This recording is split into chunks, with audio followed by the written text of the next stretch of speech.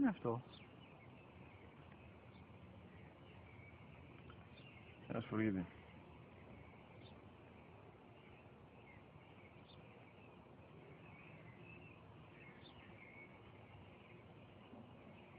Τι είναι αυτό? Μόλις τώρα στο πατέρα, σφουργίτη είναι.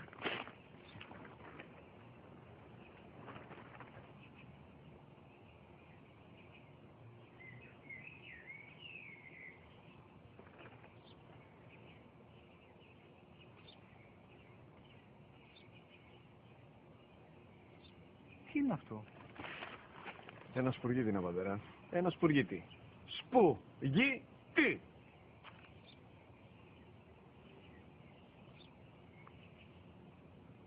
Τι είναι αυτό? Γιατί το κάνεις αυτό το πράγμα, μπορείς να μου πεις? Τόσες φορές σου είπα, είναι ένα σπουργίτη. Δεν το καταλαβαίνεις. Πού πας?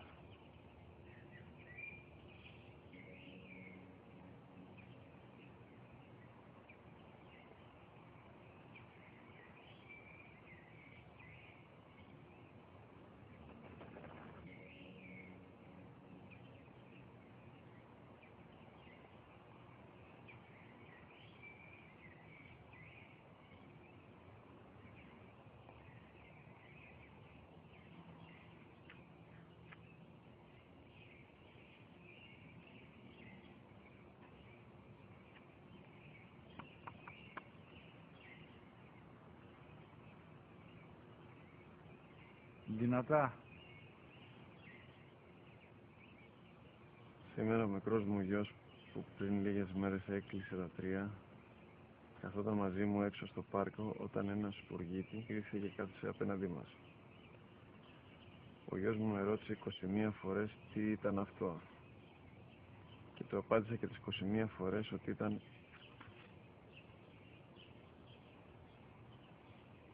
ένα σπουργίτη.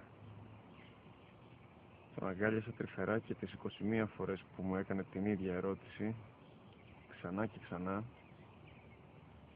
χωρίς να εκνευριστώ, νιώθοντας στοργή για το αθώο μου αγοράκι.